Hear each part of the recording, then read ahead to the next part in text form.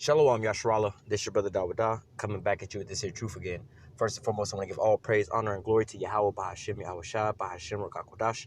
Double honor to the apostles and the elders, a great millstone that taught us this truth and that root well. And salutation and much love for you, Akim, pushing this truth and sincerity over the four corners of the earth and enduring afflictions to feed and edify the elect. So I want to jump into this here quick little lesson, which was inspired by a video that me and a brother was talking about one day. And, the Lord shows us a lot of different, once you come into this here truth, your eyes open up to a lot of things where you start seeing things in a spiritual light, So you'll have, regular everyday things that people just see on a regular everyday basis and things like that. And, they just, think it's part of the script or whatever. But, when we look at these things, we see the connections between the things that we're going through and the things that was written in the scriptures, Like they said, there's nothing new under the sun. You have to understand where they get all these scripts and things from, these dynamics, and why we're drawn to a lot of these things, because we understand it's the same connection.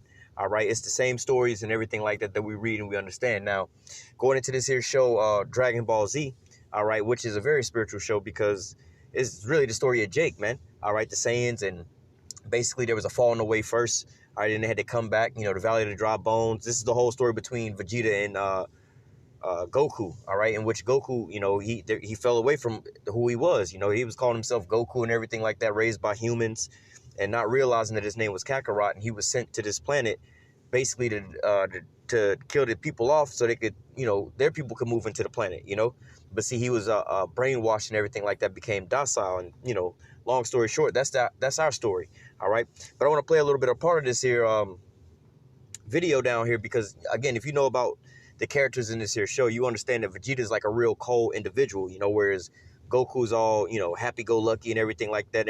Everything is all chill mode.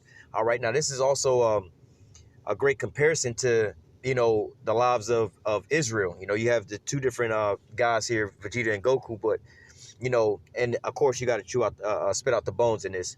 But, basically Vegeta would be a part of like the elect. All right, he came with the understanding and knowing what was going on with a mission. All right, to accomplish. But Goku is in this how do I say, living, he's, we would call it today Americanized, Babylonianized, and things like that, which he tries to get Vegeta to walk down that same path. So I'm gonna play a little bit of this here video, and I'll pause it to the point to where he's going into these things, and on face value you would say, well, what's so wrong with those things? We have to understand that you were sent here as a soldier, and to carry out a mission. All right, now this here mission, ultimately is to wake up the elect, to go out on the highways and the byways and to teach, stay focused on that mission. All right. So let me go ahead and play this here video, a little bit of it. No matter how hard I tried, I would never be able to catch you. A warrior prince forever living in the shadow of a low-level clown. So that's what I secretly made up my mind.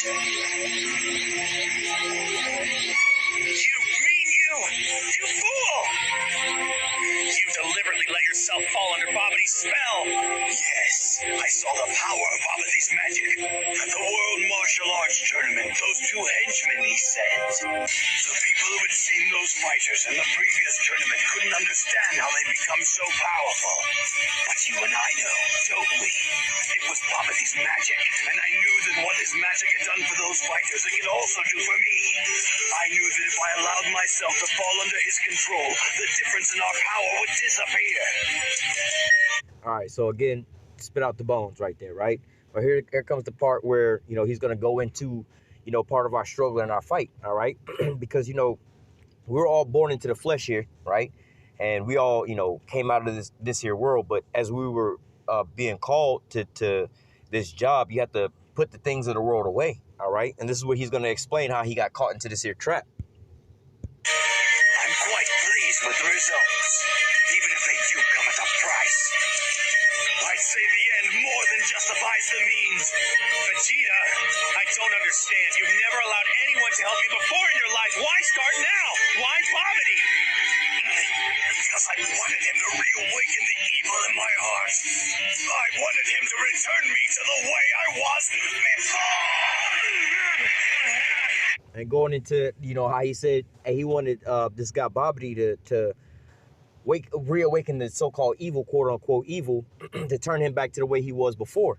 Right now, you have to understand the way he was before. He came to this planet with a mission. All right, he came, he was sent to this here planet to basically retrieve Goku and wake him up to who he was, you know what I'm saying? So they can go forth and start conquering and everything like that, all right? You have to understand that their whole planet was wiped out and everything like that. He remembers his history and the things that he's got going on. He remembers he has enemies just like us. We, some people that'll come across us and they're like, man, why you always going so hard on the so-called white man and this and that? Like, you have no idea what's really going on behind all this. You talking about being on this here planet and everything like that. You realize we had our own planet. We was far superior to these humans. Like, these niggas is low level, man. These is basically gods over here comparably to these humans, right? But then you've stooped down to their level, all right? That's the same thing that we got going on over here. It's like, wait a minute. We in captivity to our slave master right now, but our people want to walk hand in hand with the slave master, the same person that took everything away from us. All right, now when you come into this here truth, the truth wakes you up to, your mind starts sobering up to the things like, wait a minute, this guy ain't got our best interest.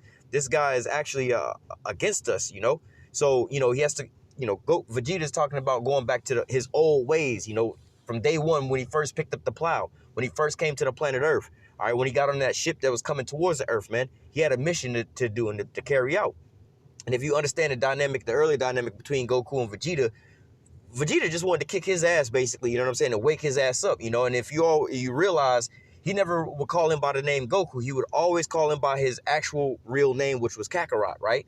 Always trying to wake him up, trying to, like how we say, the so-called Negroes, Latinos, and Native Americans, nah, y'all are Israelites. We talk, in those terms, But nevertheless, let me let a little bit more of this play. I was the perfect warrior, cold and ruthless. I live by my strength, uninhibited. Now, again, replace the word strength in this here pride, all right, with faith. All right, this is what they was going off of, all right? Again, he knew what his past was, and so he said, they got saying pride and everything like that. Again, they cover these things up, but ultimately it's the faith that they go on by. Foolish emotion. But slowly, over the years, I became one of you. My quest for greatness gradually giving way to this life of mediocrity. I awoke one day to find that I had settled down, formed a family. I had even grown quite fond of them. Getting those attachments to this here place, man. All right, he said he came to this planet, all right, and then he got comfortable, all right, started to settle down, got a wife, had some kids, and he basically became soft, just like the people that come into this here truth, they come in on fire and everything like that, but then the times is waiting over here, they so-called get comfortable here, then they start attaching themselves to this here, the way of life here, then before you know it, like we say, hey, you're supposed to go on the highways and the byways every week, you lose control and you take off a week, then it comes to 2 weeks, then it's a month, 3 months, then you forget about your whole mission, man, all right? And so Vegeta's realizing these things. He's like, man, I done got a wife and some kids, grew fond of them and everything like that, and I forgot my damn mission. I'm over here, I'm on a time clock. I'm supposed to be looking for something, but then I done got distracted by all these things here. So he used this guy to wake him back up to who he was, to put him back on that mission that he was on so he can accomplish that task, the whole reason he was there. Would you believe I almost started to think the Earth was a nice place to live? Do you understand now, Kakarot? That's why I needed poverty to set me free. He started thinking that the Earth was a nice place. Like, it's simple and easy for you Israelites to start thinking America's a nice place again, you struggling and stressing out over everything here in this here place. Let your ass hit the lottery one big time for a couple $100 million or whatever. Your ass will start getting comfortable back here again, man. Until you run out of that money, then you back in that hell again, man. All right? Releasing the evil in my heart. He has freed me of these petty attachments.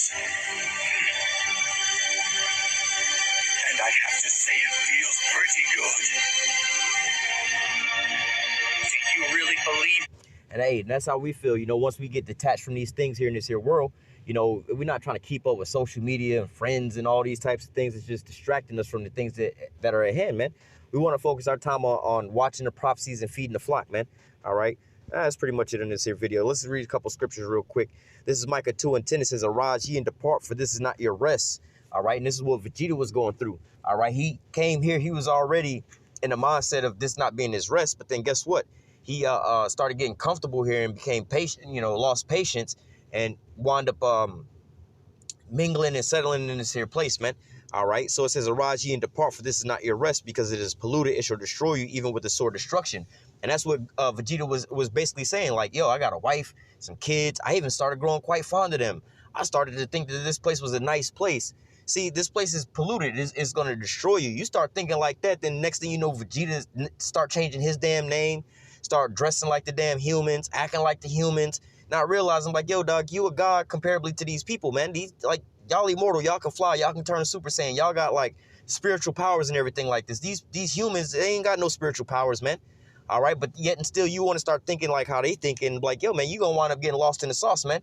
Before you know it, you forgot you can go Super Saiyan. Before you know it, you forgot you can fly. You forgot all these different things. You forgot why you was coming to the planet. Before you know it, now you over here mingling with these damn heathens and doing what the heathens is doing, and then your whole race of people is just dying off, man.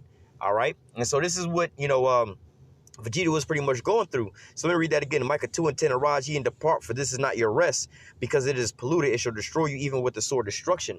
And again, like I said, man, that's basically what Vegeta was breaking down to him. He was like, yo, man, you're not supposed to be trying to, how do I say, attach yourself to this here place, because there's so many distractions here. You'll be done forgot what your motive was. You'll start getting quite fond of this place and start liking this place and liking certain things of this place. But then, before you know it, just like you at a regular job, you start hating your job and everything like that. Then they wind up giving you a raise and you forget about that shit and the shit that they doing for a while. Then all of a sudden, months on down the road, you start looking, man, I hate this job again. Like, see, but you got distracted by that little raise that they gave you for the time being, just to shut you up and keep you back working. All right. Let me go to the book of Matthew.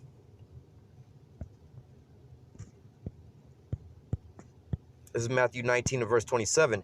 And then answered Peter and said unto him, behold, we have forsaken all and followed thee. What shall we have therefore? All right. And that's, the mind state of where Vegeta was in it to begin with. He came to the earth with that mission, right? It says, and Yahushua said unto them, verily I say unto you, that which have followed me in the regeneration, when the Son of Man shall sit in the throne of his glory, ye also shall sit upon the 12 thrones, judging the 12 tribes of Israel. All right. And going into these things, basically, I'm not quite sure how it would all work out, but, Vegeta, again, was sent on a mission. His father was, I believe his father's name was Vegeta as well, too. And they came from a planet called Vegeta, but they was all killed off, and really, ultimately, Goku come from a higher lineage and things like that. But he had to go and wake him up, bring him back and everything like that. But, with bringing this into a spiritual level, if Vegeta was to go and wake Goku up and complete the mission, they would be the first fruits. Those would be the last two Saiyans that they had, and then they would just start having children and so on and so forth. They would be able to raise up their kids like that, right? But at the time being, let me read verse 29. And everyone that has forsaken houses or brethren or sisters or father or mother or wife or children or lands for my name's sake shall receive 100-fold and shall inherit everlasting life. But many that are first shall be last, and the last shall be first. So going into this, like Vegeta said, he wound up settling down and getting a wife and some kids, whereas, if it happens, it happens, but that's not supposed to be your main motive. And just like how he was breaking down, he was like, yo, I started getting comfortable in this bitch and got a wife and kids and became quite fond of them. I forgot what the hell was going on, and I needed this job to wake me the fuck back up and show me the mission that I was like, man, we're not trying to be on this planet forever living up under these humans and having these humans tell us this and that. We far superior to these people, man. When we gonna wake up to these things, man?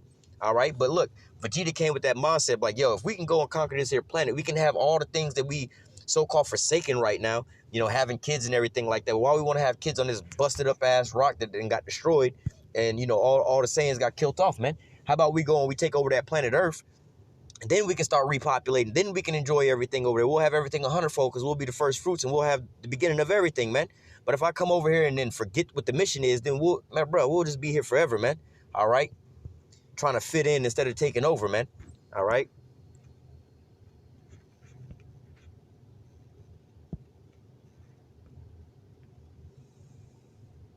James 5:1. Go to now, ye rich men, weep and howl, for your misery shall come upon you. Your riches are corrupted, and your garments are moth-eaten. Your gold and silver is cankered, and the rust of them shall be a witness against you, and you shall eat your flesh as it were fire. You have heaping treasures together for the last days. And so this is what happens with those people that get comfortable, that's inside this here society and everything like that. Like I said, man, you could be going through all this hell and hating this place and everything like that, but then your ass hit the lotto for 700 million or something like that, Then you have all these riches, everything is all fine. You think everything is all cool, man. Until what? Jacob's trouble come, and then what? All your expensive cars and houses and money and gold and jewelry. None of that shit's gonna save you in those days, man. But had you would have kept your mind on the mission, all right, you would have been far more better off than trying to stack up earthly treasures on this side in captivity, man. All right. Verse 4, behold, the hire of the laborers who have reaped down your fields, which ye kept back by fraud, crieth, and the cries of them which have reaped are entered into the ears of the Lord of Sabaoth. You have lived in pleasure on the earth and have been wanton, and ye have nourished your hearts as in the day of slaughter. So, hey, the people that came over here and started getting comfortable and things like that, hey, that's pretty much your prize, man. All right, you were sent here on a mission, man. All right, just like in the military, you sent over into a different country on a battlefield and things like that. But then your ass leave the battlefield because you see some chick with a big booty. You go over there and start laying up with her and having kids with them and moving in and getting an apartment and trying to get a job. They would consider you AWOL. You done went off and then you forgot that you was at battle with these people and everything like that. Let those same people find you over there and catch you. Understand that you was a soldier and everything like that. They're gonna put your ass in jail, man. So you got to focus on the mission at hand, man. This place is polluted; it's gonna destroy you. All right.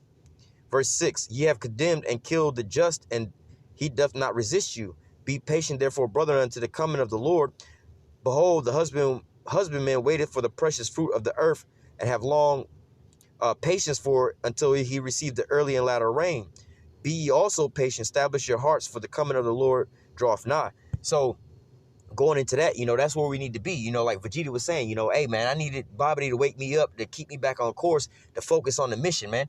Because if I go over here and, start getting comfortable and get this here wife and have kids, then I want to see my kids grow up. Then I want to see my kids get married and my grandkids and so on and so forth. Now we stuck in slavery on this here planet, living up under these damn humans, man. All right, we supposed to be coming over here to take over so we can have the abundance of all the resources here, man. Put them in subjection up under us, man. All right, and that's akin to what our fight is right now. Our mission was to go out and wake up the elect, man. All right, prepare for the translation of the kingdom so we can be the first fruits. But then what? You want to go over here and get complacent and live it up in this society, and you want to go you want to be get a first class seat on a sinking ship, man. That ain't what you're supposed to be doing, man. All right, we got to focus on the mission that's at hand, man. All right, so I'm gonna go ahead and close out with that. Lord willing, this here lesson was edifying unto the elect. Until next time, I say, call halal Yahweh Bahashim Yahweh Shai. Bahashim Rakakodash, double honors to the apostles and the elders, a great millstone that taught us this truth and I rule well. And salutation and much love for you. I can pushing this truth and sincerity on the four corners of the earth and enduring afflictions to feed and edify the elect. Until next time, I say, stay strong. Shalom.